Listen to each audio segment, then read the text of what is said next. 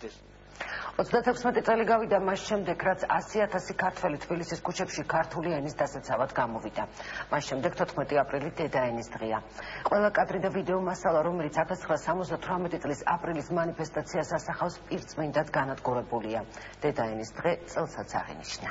ამიტომ წამსჯერა, რომ ჩვენი ახალი კონსტიტუცია, სადაც სამუდამოდ ჩაიწერა, რომ საქართველოს საბჭოთა სოციალისტური რესპუბლიკის სახელმწიფო ენა არის ქართული ენა. სამი დღით ადრე, ვიდრე საბჭოთა საქართველოს კონსტიტუციაში 75 მუხლი ამ რედაქციით ჩაიწერებოდა ცეკას მაშინდელმა პირველმა მდივანმა ედუარდ შევარდნაძემ რუსული ენის სახელმწიფო ენად გამოცხადების შესახებ ამხსნა. ინფორმაციას საზოგადოების მხელვარება მოჰყვა. პირველი პროტესტი 11 აპრილს მწერალთა სახლში დაიწყო. ერთნაირად აზროვნებდა ყველა მწერალთა კავშირის ღიაკრებაზე, გარეთ საზოგადოება და ყველასთვის ეს იყო სასიცოცხლო მნიშვნელობის საკითხი. ყველა აცნობიერებდა, რომ ამით ენის სტატუსის დაკარგვით ჩვენ კარგავდით სახელმწიფოებრიობას. 100,000 კაციანი მანიფესტაციის ფოტო და ვიდეო მასალა დღეს არ მოიპოვება. 14 აპრილის ამსახველი კადრები, რომელიც კგბ-ს საცავში ინახებოდა, ისტორიკოსების ვარაუდით დაძრეს.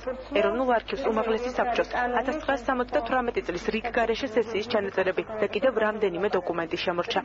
აღნიშნული სესიის პარალელურად, რომელზეც ერთადერთ საკითხს ქართული ენის სახელმწიფოებრიობას განიხილავდნენ, რუსთაველის გამზირზე სტუდენტების აქცია მიმდინარეობდა. საბოლოოდ მიღეს გადაწყვეტილება, რომ დილიდან უნივერსიტეტის ეზოში შეიკრიბებოდნენ ყველა უმაღლესი სასწავლებლის, ასე ვთქვათ, წარმომადგენლები და ყველანი ერთად გაემართებოდნენ მთავრობისკენ. როგორც მოგეხსენებათ, ხელისუფლება იძულებული გახდა დათმობაზე წასული. მას შემდეგ 36 წელი გავიდა დღეს მოქალაქეებმა და 1978 წლის აქციის მონაწილეებმა დედაენის დღე კიდევ ერთხელ აღნიშნეს. ჩვენ მივისწრაფოდით იქითკენ, რომ სახელმწიფო ენა დაცული ყოფილიყო კონსტიტუციურად. ეს იყო თავზარდამცემი რამ, რომ ქართულ ენას, დედაენას, მშობლიურ ენას საქართველოს პრეზიდენტმა და ეროვნული ბიბლიოთეკის დირექტორმა თარიღთან დაკავშირებით დედაენის დღისადმი მიძღვნილი გამოფენა გახსნეს.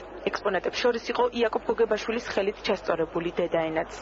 ეს დღე უკავშირდება იმ გმირობას, რომელიც ჩვენმა საზოგადოებამ ჩაიდინა 1978 წლის 14 აპრილს, როდესაც მთელი სტუდენტობა საზოგადოება დაუპირისპირდა ქართული ენის გაქრობას სახელმწიფო ენიდან. ეს გახავს სწორედ ის ლამპა, რომელზეც დაწერა, რომლის შუქზეც დაწერა იაკობ გოგებაშვილმა პირველი დედაენა. ამასთან ერთად კულტურის სამინისტროში 1876-2014 წლებში გამოცემული დედაენების უნიკალური კოლექცია გამოიფინა.